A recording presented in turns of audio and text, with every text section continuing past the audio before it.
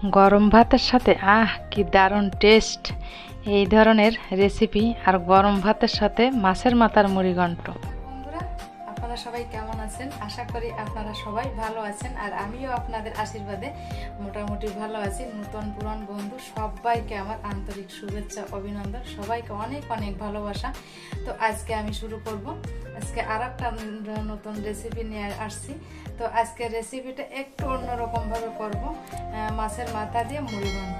তো একটু অন্যরকম ভাবে আজকে রেসিপিটা হবে। তো প্রথম থেকে শেষ পর্যন্ত দেখার অনুরোধ রইল। তাহলে চলুন দেখে নেওয়া যাক অন্যরকম ভাবে মাছের মাথা দিয়ে মুড়িঘণ্ট রেসিপি।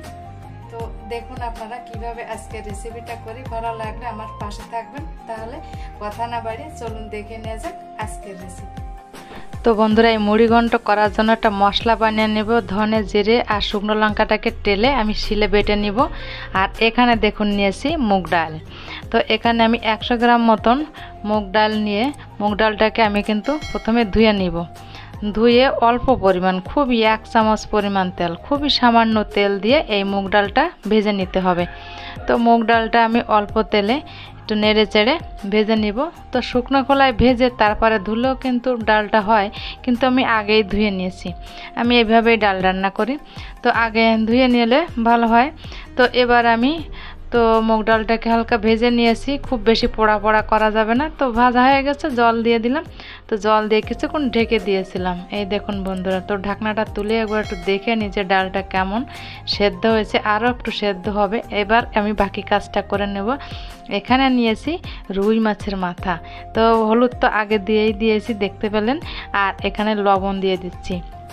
তো হলুদ আর লবণ দিয়ে রুই মাছের মাথাটাকে সুন্দর করে হাত দিয়ে মাখিয়ে নিতে হবে। এই কাজটা কিন্তু অবশ্যই হাত দিয়ে করতে হবে। সুন্দর করে লবণ হলুদ ভালোভাবে যাতে মাছের ভিতর যায়, আমি সেইভাবে ভালো করে মাছের ভিতর লবণ আর হলুদ মাখিয়ে নিচ্ছি। এই দেখুন বন্ধুরা, তো দেখুন, সঙ্গে থাকুন আমার। তো মাছটাকে মাখিয়ে নিলাম। এবার কড়াইটাকে গরম করে তেল দিয়ে তো মাছগুলোকে ভেজে নিতে হবে, মাছের মাথা দুটোকে। এই দেখুন, তো মাছের মাথাটা দিয়ে দিলাম আর তেলটা ভালোভাবে গরম করে নিয়েছিলাম। তো মাছের মাথা কিন্তু অলরেডি ভেজে নেওয়া হয়েছে। এবার আমি একটু ভেঙে দিব, যেহেতু মুড়িঘণ্ট হবে তো একটু ভেঙে দিতে হবে। ভেঙে দিলে মাছের এই মাথার ভিতর বেশ ডালটা বেশ যাবে ভালো, আর খেতেও কিন্তু দুর্দান্ত হয়। তো এখানে 2 জন লোকের রান্না হচ্ছে, ওই জন্য সব কিছু অল্প অল্প পরিমাণ। তো আপনাদের পরিবারের লোক বুঝে সেভাবে ডালটা দেবেন। তো আমার এখানে 2 জনের রান্না। তো মাছের মাথাটাকে আমি কিন্তু অলরেডি ভেজে নিয়েছি। তো ভালো করে ভাজতে হবে, একটু লাল লাল করে মাছের মাথাটাকে ভেজে নিলাম। তো ওই যে মাছ ভাজা যে তেলটা, এই তেলে আমি ফোড়ন দিয়ে দেব। একটা তেজপাতা মাঝখান থেকে ছেড়ে দিলাম, আর একটা শুকনো লঙ্কা দিয়ে দিলাম, আর দিয়ে দিব কিছুটা গোটা জিরা। এই হলো ফোড়ন। তো ফোড়নটা দিয়ে দিলাম। ফোড়নটা দিয়ে খুন্তিতে একটু হালকা নেড়ে চেড়ে দিতে হবে। তো আমি পেঁয়াজ ব্যবহার করব। তো নিয়ে নিলাম পেঁয়াজ কুচি। তো প্রথমে আমি এই ফোড়নের ভিতর দিয়ে দেব পেঁয়াজ কুচি। তো পেঁয়াজ কুচিটা দিয়ে হালকা নেড়ে চেড়ে দিতে হবে। তো হালকা নেড়ে চেড়ে দিয়ে বাকি মশলাগুলো এক এক করে দিয়ে দিব। এই দেখুন, তো এবার আমি দিয়ে দেব কিছুটা চেরা কাঁচা লঙ্কা। তো এই পেঁয়াজের ভিতর কিছুটা কাঁচা লঙ্কা দিয়ে আবার একটু উল্টে পাল্টে নেড়ে চেড়ে দিলাম।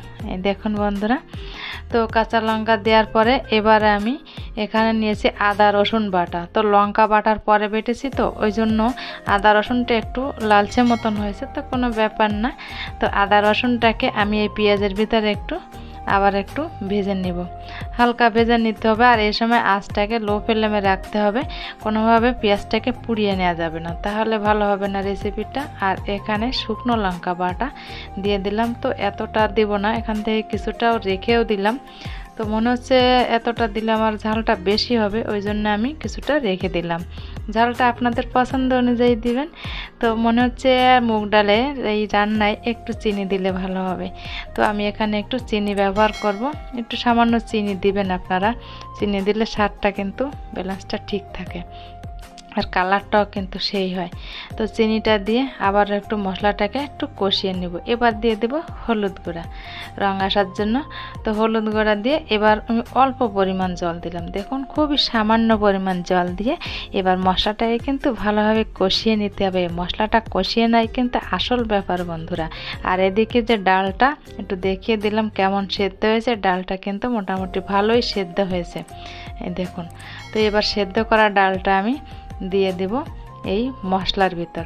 তো এক এক করে ওই কড়াই থেকে এই কড়াইতে ডাল ট্রান্সফার হচ্ছে, দেখতে পেলেন। তো ডালটা আমি এই কড়াইতে দিয়ে দিলাম। তো এবার আমি দিয়ে দিলাম মাছের মাথা। তো যে মাছের মাথাটা ভেজে রেখেছিলাম ওটা দিয়ে দিলাম। তো ওর সঙ্গে কিন্তু একটা সুবরির খোলা পড়েছিল বন্ধুরা, তো ওটা দিয়ে আমি বাটার সময় ওটা ব্যবহার করি। তো যে মাছের সঙ্গে পড়ে গেছিলো তো তুলে নিলাম। তো এবার আমি এই কড়াই ধোয়া, এই যে ডালের যে কড়াইটা ছিল কড়াই ধোয়া জলটা আমি একটু দিয়ে দিলাম। তো আমি খুব বেশি জল ব্যবহার করব না, একটু গ্রেভিটা একটু ঘন ঘন হবে।